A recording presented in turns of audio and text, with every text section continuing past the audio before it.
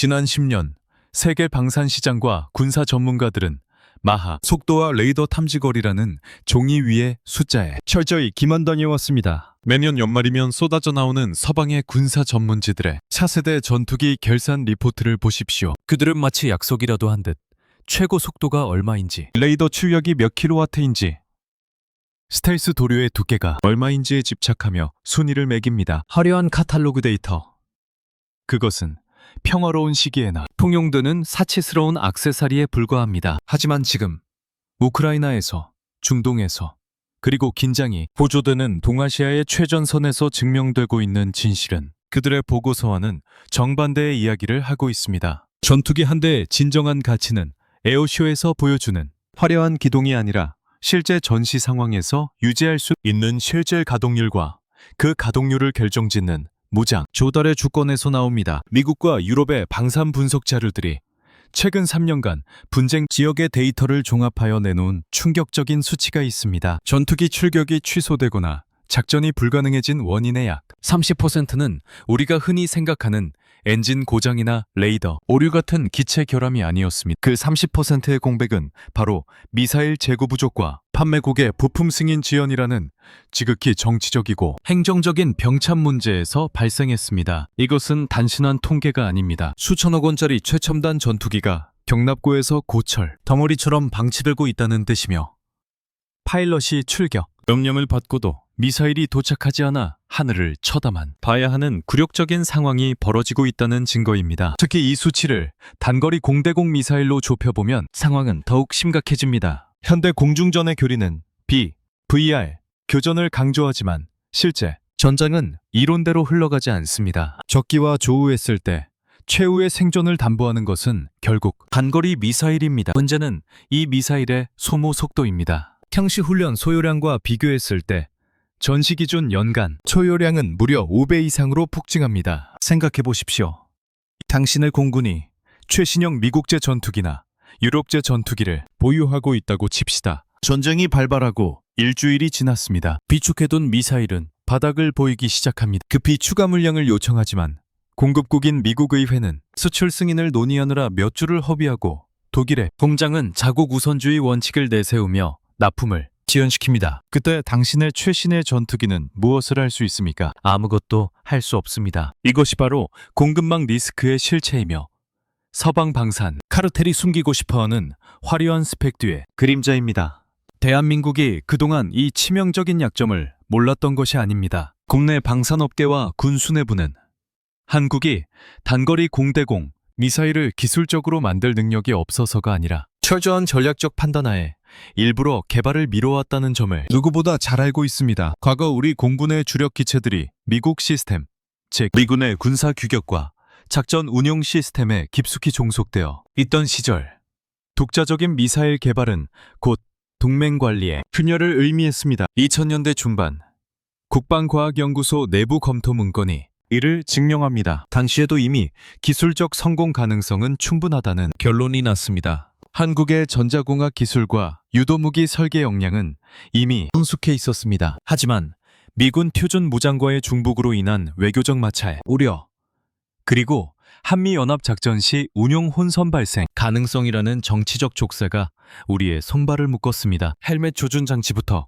사격 통제 소프트웨어 전체를 뜯어 고쳐야 하는 리스크는 당시로서는 감당하기 힘든 전력 공백으로 이어질 수 있었기 때문입니다. 해외 방산 기업들은 이러한 한국의 상황을 교묘하게 이용해왔습니다. 그들은 한국이 반거리 미사일까지 손을 대는 순간 전투기 무장 시장의 주도권이 완전히 넘어갈 것임을 본능적으로 감지했습니다. 그래서 한국은 플랫폼만 만들어라, 무장은 우리가 팔아주겠다는 식의 달콤한 분업 논리로 우리의 기술, 독립의지를 꺾으려 했습니다. 한국 역시 KF-21이라는 독자적인 플랫폼이 확정되기 전까지는 이 카드를 의도적으로 봉인하며 때를 기다렸습니다. 힘이 없을 때 발톱을 드러내는 것은 만용이지만 힘을 기른 뒤 발톱을 꺼내는 것은 전략이기 때문입니다. 그러나 지금 2024년의 대한민국은 판을 뒤집을 준비를 마쳤습니다. KF-21 보라매의 등장과 함께 개발이 공식화된 국산 단거리 공대공 유도탄은 단순히 미사일 국산화라는 기술적 성취를 넘어섭니다. 이것은 한국 공군이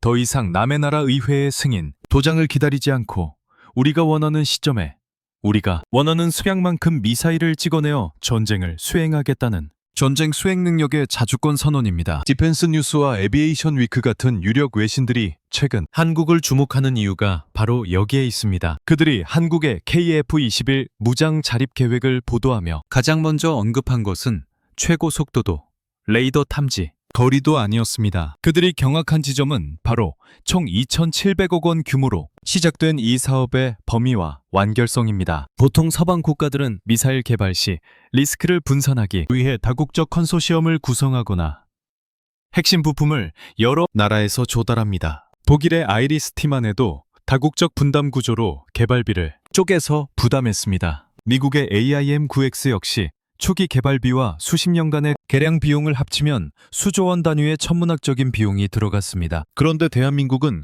이 거대한 프로젝트를 단일 국가, 단일 기종을 전제로, 그것도 적외선 영상 탐색기, 유도, 조종장치, 관성 항법장치, 구동장치, 심지어 표적, 탐지장치까지 전부 포함하는 풀 패키지 형태로 묶어서 진행하고 있습니다. 이것은 해외 전문가들의 상식을 파괴하는 접근법입니다. 단일 구성품 개발에도 수천억 원이 드는데 한국은 어떻게 2,700억 원이라는 효율적인 예산으로 체계 종합을 시도하는가? 라는 의문이 그들의 분석 기사 행간에 묻어납니다. 이 효율성의 비밀은 바로 한국이 지난 수십 년간 축적해 ONIT 및 정밀공학 제조업의 생태계에 있습니다. 하지만 더 중요한 것은 이 선택이 가져올 파괴적 결과입니다. 한국이 이 기술들을 독자적으로 확보한다는 것은 전시 상황에서 부품 하나가 없어 미사일을 못 만드는 사태를 원천 봉쇄한다는 뜻입니다. 외신들이 지적하는 공급망 리스크를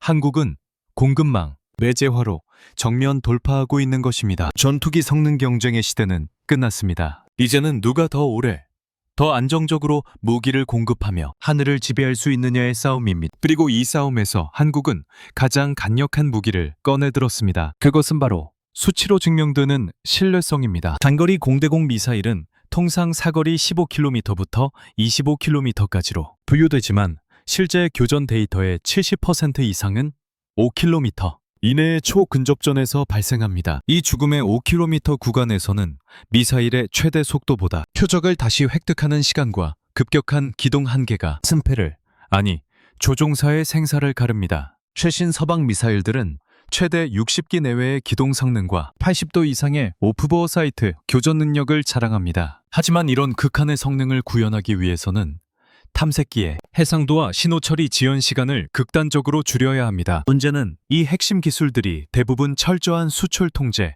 대상이라는 점입니다. 당신이 아무리 돈이 많아도 미국과 유럽은 이 0.1초의 알고리즘만큼은 절대 넘겨주지 않습니다. 그들은 껍데기는 팔지만 영혼은 팔지 않습니다. 바로 이 지점에서 한국의 국산화 전략은 빛을 발하게 됩니다. 우리가 직접 만든 탐색기와 유도 알고리즘을 사용한다는 것은 우리 조종사의 요구에 맞춰 미사일의 반응 속도를 0.000초 단위까지 튜닝할 수 있다는 것을 의미합니다. 남의 나라 기술자가 와서 패치해주기를 기다리는 것이 아니라 우리 엔지니어가 현장에서 즉각적으로 성능을 개량하고 최적화할 수 있는 구조. 이것은 돈으로 환산할 수 없는 전술적 우위입니다. 하지만 기술적 자리만으로는 부족합니다. 진정한 공포는 이 기술이 대량 생산 능력과 결합될 때 발생합니다. 한국은 이미 KF-21 120대 양산을 계획하고 있으며 여기에 탑재될 미사일 수량은 기체당 기본 4발만 계산해도 초기 물량만 480발.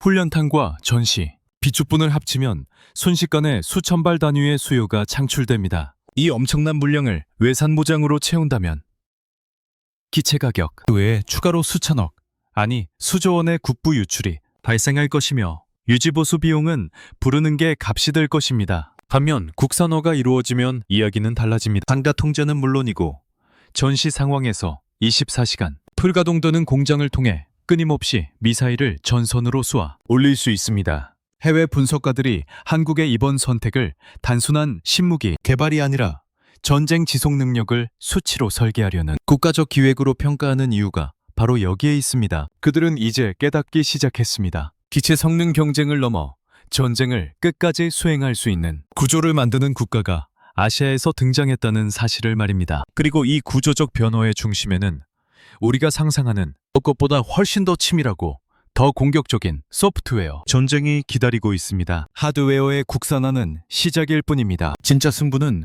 눈에 보이지 않는 곳에서 훨씬 더 빠른 속도로 벌어지고 있습니다. 대한민국의 자주국방 역사에서 지난 20년은 침묵의 시간이었습니다. 특히 공배공 유도무기 분야. 그 중에서도 단거리 공대공 미사일 개발에 대한 한국의 행보는 외부에서 보기에 이해할 수 없을 정도로 소극적이었습니다. 지대지 미사일 현무 시리즈로 북한 전역을 초토화해 능력을 갖추고 중거리 지대공 미사일 천궁으로 적기를 요격하는 기술을 가진 나라가 고작 사거리 20km 안팎의 단거리 공대공 미사일 하나를 못 만들어서 수십 분간 미국제 AIM-9 사이드와인더에 목을 맸다는 것은 기술적 모순처럼 보입니다. 하지만 분명히 말씀드립니다. 이것은 기술의 부재가 아니라 냉철한 전략적 인내였습니다. 우리는 못 만든 것이 아니라 안 만든 것입니다. 더 정확히 말하면 가장 치명적인 순간을 위해 스스로 봉인해 두었던 것입니다. 방산업계 깊숙한 곳에 있는 관계자들은 알고 있는 공공연한 비밀이 하나 있습니다. 트랜스크립트에서도 언급되었듯 2000년대 중반 국방과학연구소 내부에서는 이미 국산 단거리 공대공 미사일 개발에 대한 심도 있는 검토가 진행되었습니다. 당시 ADD 기술진이 내린 결론은 명확했습니다. 기술적 성공 가능성은 충분하다. 이미 휴대용 지대공 미사일 신공을 통해 적외선 탐색기 기술과 유도 조종, 노하우를 축적한 한국에게 이를 항공기용으로 개량하는 것은 넘지 못할 산이 아니었습니다. 그러나 그 보고서의 뒷장에는 기술적 자신감과는 정반대 차가운 정치적 계산서가 첨부되어 있었습니다. 바로 미군 표준 무장과의 중복 문제와 그로 인한 외교적 마찰 가능성이었습니다. 이것은 단순한 우려가 아니었습니다. 당시 한국 공군의 주력은 F-16과 F-15K였습니다. 이 기체들은 미국의 기술 통제 하에 있는 엄밀히 말하면 임대된 힘에 가까웠습니다. 미국산 전투기에 한국산 독자 미사일을 통합한다는 것은 단순히 미사일을 날개에 매다는 하드웨어의 문제가 아닙니다. 미사일이 전투기의 레이더와 연동되고 헬멧 조준 장치가 조종사의 시선을 따라 미사일 탐색기를 회전시키려면 전투기의 두뇌에 해당하는 임무 컴퓨터와 사격 통제, 소프트웨어의 소스 코드를 건드려야 합니다. 바로 이 지점이 미국이 쳐놓은 넘을 수 없는 벽이었습니다. 미국은 자신들이 판매한 전투기의 소스 코드 접근을 철저히 불허합니다. 상호 운용성이라는 허울 좋은 명분을 내세우지만 실상은 자국 방산업체들의 무장 독점권을 유지하기 위한 디지털 족쇄입니다. 만약 한국이 2000년대에 무리하게 국산 미사일을 개발했다면 어떤 일이 벌어졌을까요? 미사일은 만들었을 때 이를 발사할 플랫폼이 없어 창고에 쌓아두거나 미국 보잉이나 로키드 마틴의 천문학적인 체계 통합 비용을 지불하며 굴욕적인 협상을 구걸해야 했을 것입니다. 심지어 그 과정에서 한미동맹의 균열을 우려한 미국의 압박으로 인해 프로젝트 자체가 공중분해되었을 가능성도 100%입니다. 그래서 한국은 기다렸습니다. 지옥스럽지만 방산 식민지의 서름을 삼키며 IM-9X를 비싼 값에 사다 쓰는 고비용 구조를 감내했습니다. 해외 방산 분석가들은 이를 두고 한국이 전투기 무장 주도권을 포기했다고 비웃었습니다. 그들은 한국이 영원히 미국의 하청기지로 남을 것이라 착각했습니다. 하지만 한국의 수뇌부는 바보가 아니었습니다. 무기체계의 독립은 화살이 아니라 활을 가질 때 완성된다는 것을 알고 있었기 때문입니다. 그 활이 바로 KF-21 보라매입니다. KF-21이 개발되고 AESA 레이더부터 임무, 컴퓨터, 전자전 체계까지 국산화가 확정된 순간 지난 20년간 굳게 닫혀있던 봉인은 저절로 풀렸습니다. 이제는 미국의 허락을 받을 필요가 없습니다. 소스코드는 우리 손에 있고 인터페이스는 우리가 설계했습니다. 2000년대대 중반에 멈춰섰던 그 프로젝트가 지금 다시 가동된 것은 우연이 아닙니다. 환경이 완전히 바뀌었다는 트랜스크립트의 표현은 너무나 점잖은 표현입니다. 이것은 환경이 바뀐 것이 아니라 한국이 판을 엎어버린 것입니다. 지금 시점에서 시작된 단거리 공대공 유도탄 개발은 과거의 기술을 답습하는 수준이 아닙니다. 만약 우리가 20년 전에 개발했다면 그저 IM-9L이나 M형 정도를 카피하는 수준에 머물렀을 것입니다. 하지만 2030년대를 바라보는 지금 우리는 경쟁자인 미국의 AIM-9X 블록이나 독일의 아이리스티와 동등하거나 그 이상의 성능을 목표로 직행합니다. 왜냐하면 이제는 눈치를 볼 필요가 없기 때문입니다. 과거에는 미군 표준과의 중복을 피하기 위해 성능을 일부러 낮추거나 개발 범위를 축소해야 했을지도 모릅니다. 하지만 KF-21은 독자 플랫폼입니다. 우리가 우리 전투기에 달겠다는데 누가 뭐라 하겠습니까? 이것이 바로 플랫폼을 가진 국가만이 누릴 수 있는 설계의 자유입니다. 외신들이 한국을 다시 보기 시작한 결정적 계기는 바로 이 타이밍의 절묘함에 있습니다. 한국은 KF-21이라는 그릇이 완성되자마자 기다렸다는 뜻이 그 안에 담을 내용을 채워넣고 있습니다. 2,700억 원을 투입해 탐색기부터 신관까지 모조리 국산화하겠다는 계획은 이제 한국 공군이 미 해군이나 미 공군의 무장 로드맵을 따라가지 않고 독자적인 작전, 교리에 맞춰 무기를 진화시키겠다는 선언입니다. 이것은 미국 방산업계, 특히 레이시온 같은 미사일 제조사들에게는 악몽과도 같은 소식입니다. 그동안 한국은 그들의 가장 우수하고 말 잘 듣는 고객이었습니다. 하지만 이제 한국은 고객이 아니라 제3세계 시장에서 그들의 밥그릇을 뺏을 가장 강력한 경쟁자로 돌변했습니다. KF-21을 구매하는 국가들에게 한국은 이렇게 제안할 것입니다. 미국의 복잡한 수출 승인 절차 때문에 골치 아프시죠? 여기 한국산 전투기에 한국산 미사일을 패키지로 드립니다. 승인 절차도 없고 가격은 30% 저렴하며 성능은 동급입니다. 이 제안을 거절할 수 있는 국가는 많지 않습니다. 한국이 지난 20년간의 침묵을 깨고 단거리 공대공 미사일 카드를 꺼낸 것은 단순한 무기 개발이 아니라 글로벌 방산 시장의 질서를 재편하려는 거대한 체스판 말을 움직인 것입니다.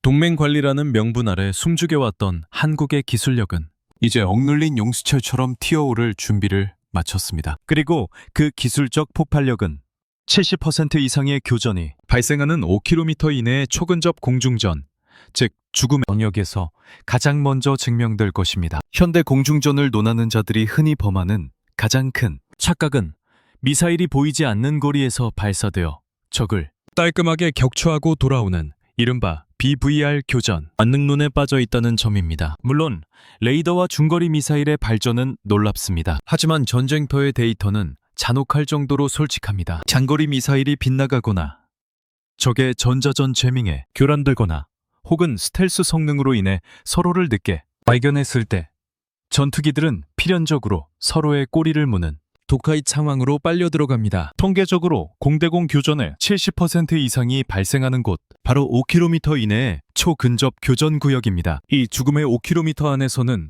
마하 2.0의 최고, 속도나 수백 킬로미터의 사거리는 아무런 의미가 없습니다. 이곳은 물리학의 한계를 시험하는 투기장입니다. 이 구역의 승패를 결정짓는 것은 딱 두 가지입니다. 적기를 놓쳤을 때 얼마나 빨리 다시 찾아내는가 하는 표적 재획득 시간, 그리고 기수 방향과 상관없이 옆에 있는 적을 타격할 수 있는 고기동 능력입니다. 해외 공개 자료를 기준으로 서방의 최신 단거리 미사일인 IM-9X, 나, IR, IST는 최대 60기 내외의 살인적인 기동 성능과 90도에 가까운 오프보어 사이트, 각도를 구현합니다. 전투기가 정면을 보고 있어도 조종사가 고개만 돌려 적기를 쳐다보면 미사일이 그 시선을 따라 90도로 꺾여 날아간다는 뜻입니다. 하지만 이 화려한 성능 뒤에는 치명적인 함정이 숨어 있습니다. 60기의 기동을 제어하고 초당 수천 번 변화하는 적기의 위치를 추적하려면 탐색기의 해상도와 신호 처리, 지연 시간을 극단적으로 줄여야 합니다. 0.1초의 연산 지연은 곧 100m의 오차를 의미하고, 그것은 명중과 빗나감의 차이가 아니라 내가 사느냐 죽느냐의 차이입니다. 문제는 이 핵심 알고리즘, 즉 미사일의 두뇌가 철저히 블랙박스로 잠겨 있다는 점입니다. 우리가 미국산 AIM-9X를 사올 때 우리는 하드웨어를 사는 것이지 그 안에 소프트웨어 접근 권한을 사는 것이 아닙니다. 만약 적국이 새로운 기만체 패턴을 개발하거나 IM-9X의 유도로직을 파해하는 전자전 전술을 들고 나오면 우리는 속수무책입니다. 미국 제작사에 데이터를 보내고 그들이 패치 파일을 보내줄 때까지 손가락만 빨며 기다려야 합니다. 이 알고리즘 종속이야말로 근접 공중전에서 가장 끔찍한 악몽입니다. 대한민국이 총 2,700억 원을 투입해 시작한 국산 단거리 공대공 유도탄 개발은 바로 이 블랙박스를 부수고 그 안의 회로를 우리 것으로 채우는 작업입니다. LIG 넥스원이 체계 종합을 맡고 국방과학연구소가 주관하는 이번 프로젝트의 범위는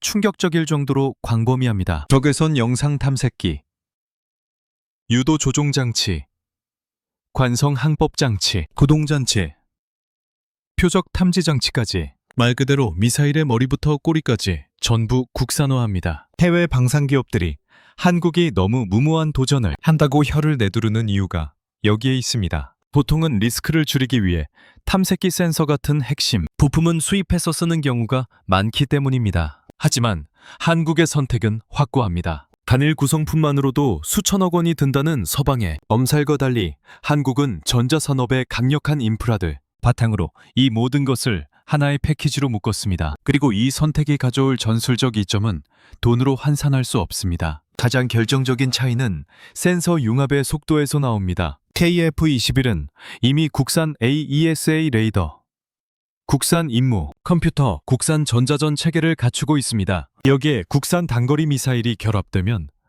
전투기와 미사일은 통역 과정 없이 모국어로 대화하게 됩니다. 방산업계 시험 데이터 분석에 따르면 센서 융합 지연 시간이 0.1초 줄어들 때마다 근접교전 명중 확률은 평균적으로 두 자릿수 비율로 상승하는 경향을 보입니다. 외산 미사일을 달면 전투기 메인 컴퓨터가 미사일의 신호를 번역하고 다시 미사일이 전투기의 지령을 번역하는 과정에서 미세한 딜레이가 발생할 수밖에 없습니다. 하지만 KF-21과 국산 미사일의 조합은 이 중간 단계를 삭제합니다. 조종사가 적기를 보고 라곤 버튼을 누르는 순간 미사일은 이미 발사 준비를 마치고 적의 예상 경로를 계산하고 있습니다. 이 0.1초의 우위, 이것은 카탈로그 스펙에는 적히지 않지만 실제 공중전에서는 상대를 압도하는 보이지 않는 주먹이 됩니다. 더 무서운 점은 우리가 이 알고리즘을 언제든지 수정할 수 있다는 사실입니다. 북한이나 중국이 새로운 회피 기동을 선보인다면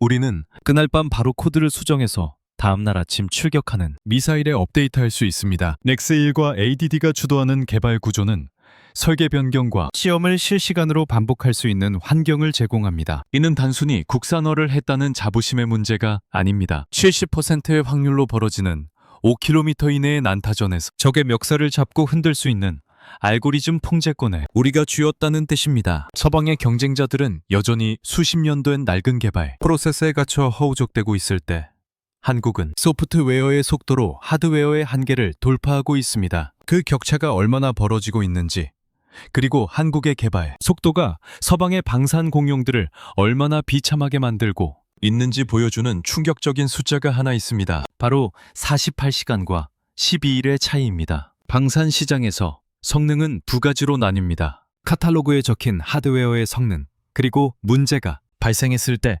그것을 해결하는 엔지니어링의 반응 속도입니다. 후자는 겉으로 드러나지 않지만 실제 전력화 과정에서는 전자를 압도하는 결정적인 변수가 됩니다. KF-21 개발 과정에서 서방의 방산 관계자들을 경악하게 만들었던 사건이 하나 있습니다. 바로 유럽제 최강의 공대공 미사일 미티어 통합 과정에서 벌어진 일입니다. 이 사건은 한국 방산의 개발 속도가 기존의 선진국들을 어떻게 추월했는지 보여주는 상징적인 스모킹건입니다. 2023년 9월 KF-21 시제 1호기는 미티어 모이탄을 장착한 채 고도 3000피트 저공에서 급기동 테스트를 진행하고 있었습니다. 이 테스트의 목적은 극한의 기동 상황에서도 전투기와 미사일 간의 데이터 링크가 끊기지 않고 유지되는지를 확인하는 것이었습니다. 첫 비행 20분째 조종석 패널에 빨간색 경고등이 떴습니다. 미사일 임무, 컴퓨터와 데이터 링크 사이에 0.25초의 딜레이가 발생한 것입니다. 0.25초. 일반인에게는 찰나의 순간이지만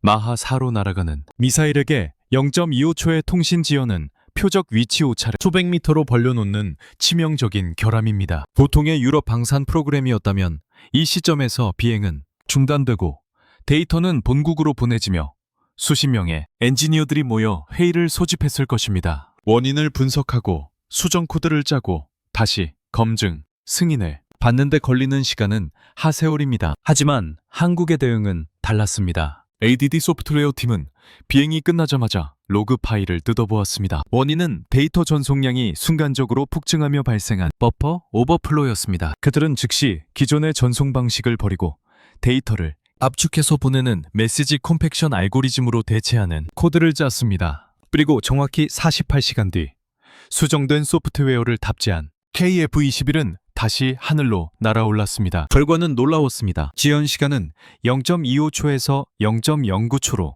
획기적으로 줄어들었고 경고등은 사라졌습니다. 단 이틀 만에 시스템의 치명적 오류를 완벽하게 제어해낸 것입니다. 이 48시간이 갖는 무게감은 비교 대상을 옆에 놓았을 때 비로소 실감할 수 있습니다. 미티어 미사일의 제조사인 MBDA 측 레코드에 따르면 프랑스의 라팔 F3R 업그레이드 당시 동일한 통신 지연, 문제를 해결하는 데 소요된 기간은 12일이었습니다. 프랑스는 항공우주 선진국입니다. 기술이 없어서 12일이 걸린 것이 아닙니다. 문제는 구조입니다. 유럽의 전투기 개발 프로그램은 수많은 국가와 업체가 얽히고 설킨 거대한 관료주의 덩어리입니다. 코드 한 줄을 고치려면 다수와 MBDA 그리고 각국 국방부의 승인 절차를 거쳐야 합니다. 워터폴 방식이라 불리는 이 구시대적 개발 프로세스가 그들의 발목을 잡고 있는 것입니다. 반면 한국은 애자일합니다. KI가 체계 종합을 맡고 ADD가 기술을 주관하며 국내 협력업체들이 한 몸처럼 움직입니다. 무엇보다 전투기의 소스 코드를 우리가 100% 장악하고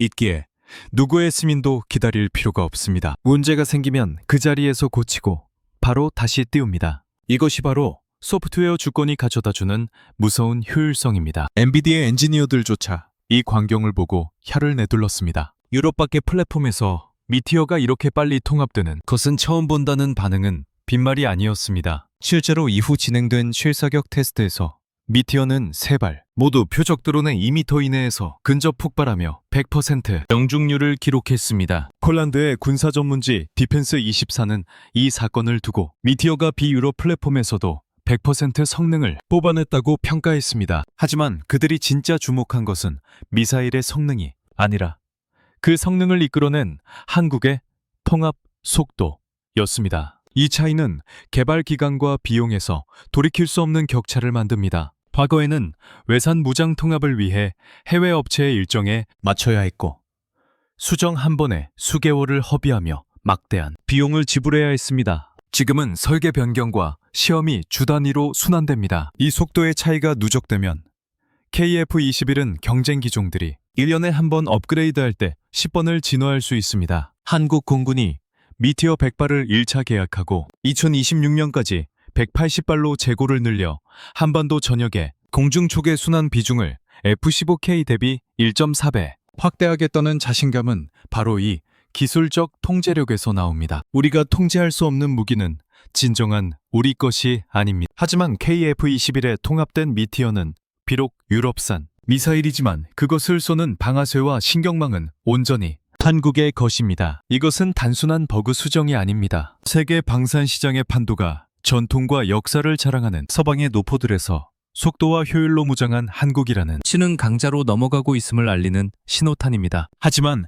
여기서 만족하기엔 이릅니다. 우리가 소프트웨어로 서방을 놀라게 했다면 이제는 정치적 족쇄를 풀고 시장을 잠식할 차례입니다. 세계 전투기 시장에는 보이지 않는 유리 천장이 있습니다. 그것은 바로 미국의 ITAR입니다. 많은 국가들이 착각하는 것이 있습니다. 미국산 전투기를 돈 주고 사면 내 것이 된다고 생각합니다. 천만의 말씀입니다. 미국산 전투기를 산다는 것은 기체를 구매하는 것이 아니라 미국의 외교 정책에 종속된다는 노예 계약서에 서명하는 것과 같습니다. 당신이 F-16이나 F-35를 샀더라도 미국이 당신 나라의 정치가 마음에 들지 않으면 당장 내일부터 미사일 공급을 끊을 수 있습니다. 총은 있는데 총알이 없는 상황.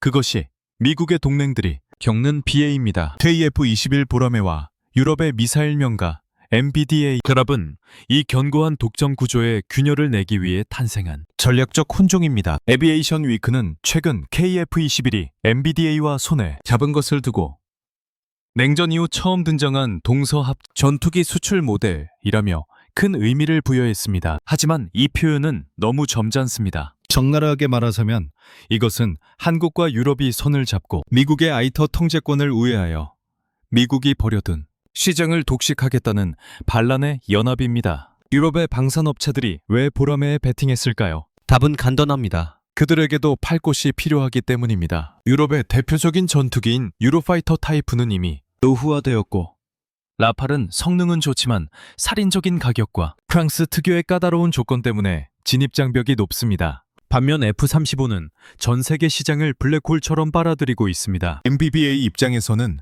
자사의 고성능 미사일인 미티어나 스피어를 달아줄 새로운 플랫폼이 절실했습니다. 그때 혜성처럼 등장한 것이 바로 KF-21입니다. 이해관계는 정확히 맞아떨어졌습니다. 한국은 미국의 무장 간섭에서 벗어나 독자적인 수출, 경쟁력을 확보해야 했고 MBDA는 F-35에 대항할 새로운 숙주가 필요했습니다. 이 연합이 얼마나 파격적인지는 돈의 흐름을 보면 알 수 있습니다. 통상적으로 무장 통합 비용은 전투기 제조사가 미사일 회사에 지불합니다. 너네 미사일 우리 비행기에 달고 싶으니 기술 줘! 라며 돈을 주는 게 관례입니다. 그런데 이번엔 반대였습니다. 엔비디아가 KF-21 무장 통합 비용의 30%를 선투자하겠다고 나섰습니다. 이는 우리 미사일을 제발 KF-21에 달아달라고 유럽이 한국에 구애를 한 것이나 다름없습니다. 이 악마의 연합이 노리는 시장은 명확합니다. 바로 미국의 깐깐함에 지친 부자 나라들입니다. 이라크나 UAE 같은 중동 국가들을 보십시오. 그들은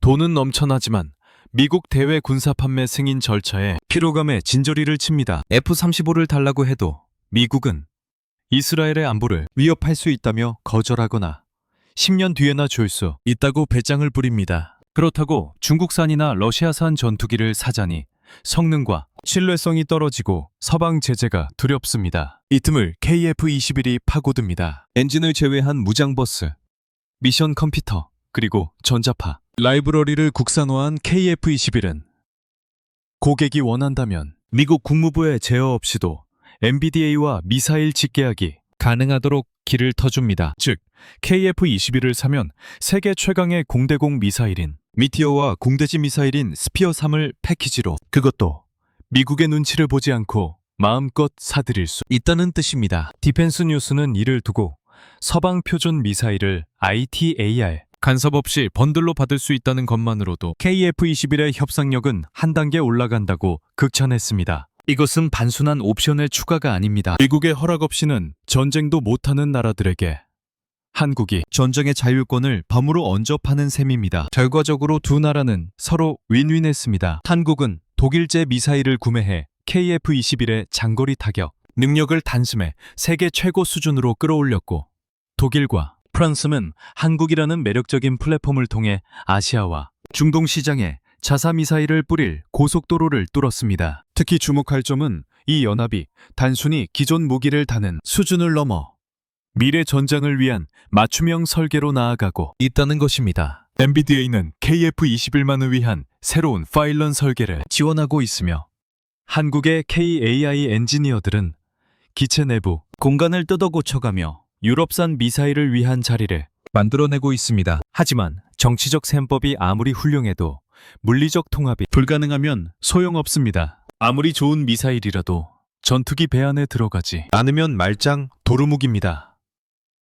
바로 이 지점에서 한국 엔지니어들의 변태적이라고까지 불리는 기계공학적 집요함이 빛을 발합니다. 정치적 협상이 악수와 서명으로 이루어진다면 엔지니어링의 세계는 금속을 깎고 합금을 섞는 물리적 고통으로 완성됩니다. 엔비디아가 아무리 좋은 미사일을 제공하겠다고 약속해도 그것을 전투기라는 비좁은 공간에 물리적으로 통합하는 것은 온전히 한국 엔지니어들의 몫이었습니다. 그리고 여기서 대한민국이 가진 진짜 저력, 바로 제조업 강국의 DNA가 폭발합니다. 독일의 명품 미사일 스피어-3를 예로 들어봅시다. 이 미사일은 무게가 90kg에 불과한 소형이지만 터보제트 엔진과 접이식 날개를 달아 무려 140km를 날아가는 괴물입니다. 레이더 저고도에서는 복합 탐색기와 AI 영상 분석, 오디를 이용해 이동식 미사일 발사대나 고속 페리보트, 지휘 차량을 실시간으로 추적해 상부를 타격합니다. 크기는 작지만 파괴력은 전략 무기급입니다. KI와 MBDA 팀의 목표는 야심찼습니다. KF-21의 진화형인 블록3 내부 무장창에 스피어-3을 무려 8발이나 겹쳐서 집어넣겠다는 것이었습니다. F-35조차 내부 무장창 공간 문제로 골머리를 앓는 마당에 한국은 체급이 더 작은 기체에 동급 이상의 화력을 우겨 넣으려 한 것입니다. 곧바로 물리적 한계에 봉착했습니다. 미사일 8발을 안전하게 투하하기 위해서는 내부 무장창이 문이 열리는 각도를 기존 65도에서 71도로 더 넓게 걸려야 했습니다. 고작 6도의 차이같지만 초음속 비행 중에 발생하는 공기 저항과 와류를 고려할 때 이 각도 변화는 힌지에 걸리는 토크를 기하급수적으로 증가시킵니다. 기존의 알루미늄이나 일반 강철 소재로는 힌지가 비행 중에 부러지거나 뒤틀릴 위험이 컸습니다. 그렇다고 무식하게 두꺼운 부품을 쓰면 무게가 늘어나 전투기의 생명인 기동성을 갉아먹습니다. 진퇴양난의 상황에서 해결사로 등판한 것은 한화 에어로스페이스였습니다. 그들은 항공기 엔진 소재 기술을 응용해 히든 힌지라는 새로운 개념을 제안했습니다. 소재는 일반 금속이 아닌 특수 티타늄 합금이었습니다. 결과는 경이로웠습니다. 문을 더 활짝 열어 젖히는 엄청난 부하를 견디면서도 전체 무게 증가는 단 1.2kg으로 억제했습니다. 이 1.2kg의 기적 덕분에 내구도 문제는 완벽하게 해결되었습니다. 이 문제를 해결해 스피어 3을 내부 무장창에 탑재할 수 있는 전투기는 전 세계에서 F-35B 이후 KF-21이 두 번째가 될 전망입니다. 서방의 어떤 4.5세대 전투기도 해내지 못한 일을 한국의 소재 공학이 해낸 것입니다. 내부 무장창만이 아닙니다. 외부 무장 확장성 역시 물리법칙을 무시한다는 표현이 어울릴 정도입니다. MBBDA가 KF-21용으로 새롭게 설계한 트라이레이 파일럿은 주위 카드 포인트 하나에 스피어 3세발을 앞뒤로 포개어 장착하는 방식입니다. 이를 적용하면 KF-21의 무장 능력은 상상을 초월합니다. 주익 내측 포인트에 스피어 32발, 동체 하부에 미티어 4발, 날개 끝에 미카 2발, 여기에 외부 연료 탱크 2개를 달고도 비행이 가능합니다. 보통 이렇게 주렁주렁 매달면 전투기는 둔해져서 이륙조차 힘겨워야 정산입니다. 하지만 KF-21은 이 풀무장 상태에서도 플랩, 다운각의 F-16 수준에 머무르며 이륙 속도 268노트로 요구, 활주로 길이 2300m를 여유있게 유지합니다. 에비에이션 위크의 시뮬레이션 결과는 더 충격적입니다. 이 무거운 무장을 달고도 작전 반경은 1150km가 유지되었고 단 한 번의 출격으로 지상 목표물 14개를 동시에 타격할 수 있는 것으로 나타났습니다. 이것은 전투기의 탈을 쓴 폭격기 수준입니다. 이러한 수치는 단순히 설계를 잘했다고 나오는 것이 아닙니다. 기체의 공기역학적 설계, 엔진의 추력 제어, 그리고 소재의 경량화 기술이 완벽한 삼위일체를 이루었을 때만 가능한 엔지니어링의 정점입니다. 한국은 이제 증명했습니다. 소프트웨어를 장악하는 두뇌뿐만 아니라 그 소프트웨어를 담는 그릇인 하드웨어에서도 서방의 기술적 한계를 뛰어넘을 수 있음을 말입니다. 티타늄을 깎아 1.2kg의 무게를 줄이기 위해 집착하는 이 장인 정신이 결국 KF-21을 단순한 전투기가 아니라 가장 치명적인 살상기계로 만들고 있습니다. 이제 기술적 검증은 끝났습니다. 소프트웨어는 자유롭고 하드웨어는 강력합니다. 그렇다면 남은 질문은 하나입니다. 이 괴물 같은 기체를 누가 살 것인가?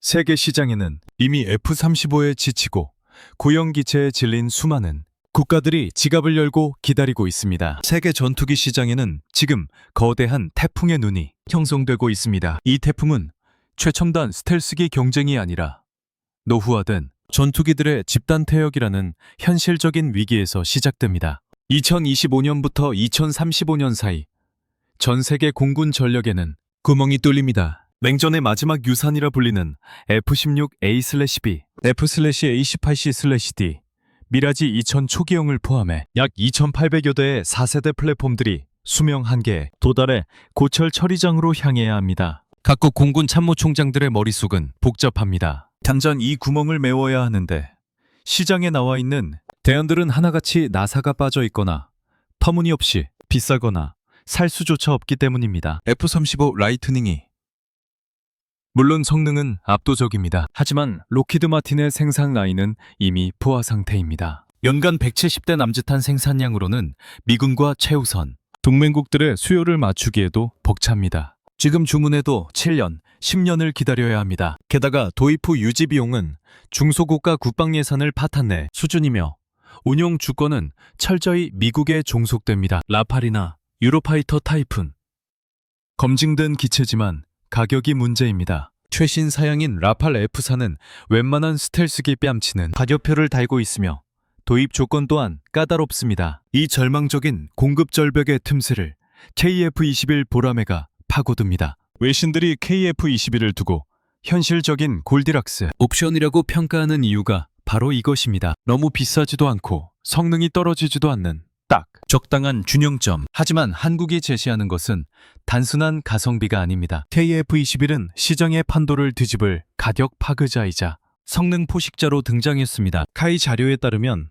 KF-21 블록1의 기체 가격은 약 900억 원으로 책정될 전망입니다. 이는 F-35A 대비 60%, 라팔 F-3R 대비 70% 수준입니다. 하지만 그 성능은 결코 저렴하지 않습니다. 핵심 항전 장비인 AESA 레이더, IRST, 전자광학, 타겟팅 포드, 다기능 데이터 링크는 동급 최신 사양을 유지합니다. 특히 제인스의 2024년 분석 보고서는 KF-21의 AESA 레이더, TR 모듈 수가 1048개로 최신형, F-16V에 장착되는 APG-83 레이더보다 약 2% 더 많다는 세부 수치를 공개했습니다. 더 싼 가격에 더 강력한 눈을 가진 전투기를 살 수 있다는 뜻입니다. F-16 구이를 구매하기엔 예산이 빠듯하고 F-35에는 접근조차 불가능한 국가들에게 KF-21은 유일한 구원이자 대체 불가능한 정답지가 되고 있습니다. 하지만 KF-21의 진짜 세일즈 포인트는 하드웨어가 아니라 패키지 딜에 있습니다. 한국은 단순히 비행기를 파는 것이 아니라 항공 산업을 팝니다. 이것이 미국이나 프랑스와 가장 차별화되는 한국만의 생존 전략입니다. 카이는 폴란드 FA-50 프로그램에서 이미 검증된 모듈 조립과 MRO 라이선싱 모델을 KF-21에도 과감하게 적용하고 있습니다. 도입국에게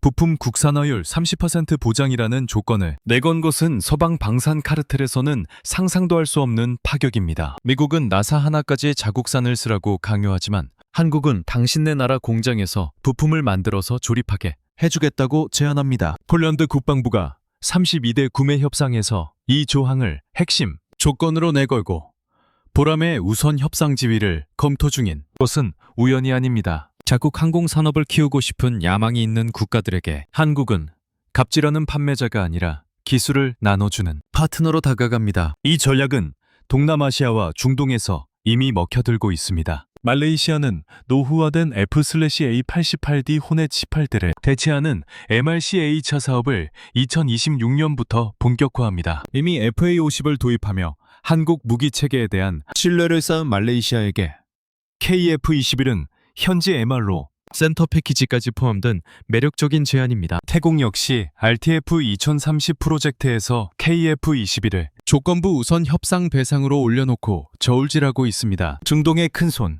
UAE와 사우디아라비아의 움직임은 더 심상치 않습니다. UAE는 라팔 F-4 80대를 계약했지만 여전히 미국 F-35 도입이 좌절된 상태에서 정치적 독립성을 보장하는 하이급 기체를 찾고 있습니다. 러시아의 수호이 75는 페이퍼 플레인에 불과하고 중국산은 믿을 수 없습니다.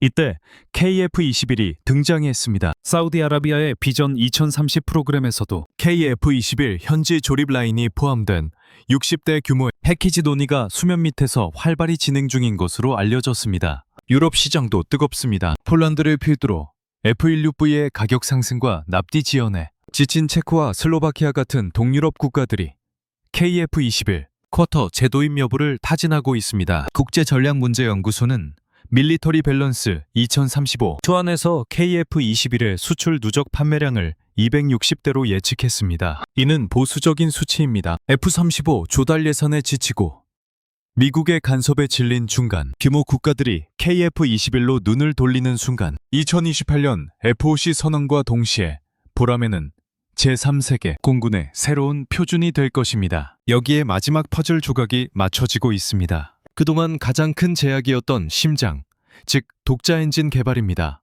현재 한화에어로스페이스와 GE의 라이선스 생산을 넘어 2030년대 중반을 목표로 15,000파운드급 국산 코어 엔진 개발이 진행 중입니다. 롤스로이스사가 공동 개발을 먼저 제안해올 정도로 한국의 위상은 달라졌습니다. 엔진까지 국산화되는 그날 KF-21은 미국의 기술 통제에서 100% 해방된 진정한 괴물이 될 것입니다. 플라이트 글로벌은 추후 개발될 KF-21의 파생형까지 성공하면 KF-21이 미국산 전투기 시장의 상당 부분을 잠식하며 대체할 것이라고 예측했습니다. 한국은 지금 거대한 시장의 공백을 청소하러 들어갑니다. 누군가는 틈새 시장이라 폄하했지만 그 틈새의 크기는 2,800대, 수백조 원 규모의 거대한 블루오션이었습니다. 그리고 그 바다를 항해할 준비를 마친 것은 전 세계에서 오직 대한민국뿐입니다. 이제 시선을 전투기라는 기계 덩어리에서 한 단계 더 안쪽, 국가의 위상이라는 본질적인 영역으로 옮겨보겠습니다. 이번 국산 단거리 공대공 유도탄 개발 착수가 갖는 진짜 의미는 단순히 무기 목록에 이름 하나를 더 올리는 차원이 아닙니다. 이것은 대한민국이 지난 40년간 유지해온 방위산업의 정체성을 라이선스 조립공에서 전쟁 생태계의 설계자로 완전히 탈바꿈시키는 역사적인 변곡점입니다. 과거 F4 팬텀과 F5 제공호 시절, 한국은 그저 낡은 기체를 받아다 쓰는 소비자에 불과했습니다. KF-16을 면허 생산하던 시절에는 도면대로 나사를 조이는 성실한 모범생이었고 T-50을 개발할 때조차 록히드 마틴의 기술 자문에 의존해야 했던 2등 파트너였습니다. 이 시기 한국 공군의 전력 증강 계획은 항상 워싱턴의 승인과 펜타곤의 스케줄에 종속되어 있었습니다. 우리가 싸우는 방식, 즉 교리조차 미군의 매뉴얼을 번역해 쓰는 수준을 벗어나지 못했습니다. 하지만 KF-21 보람에는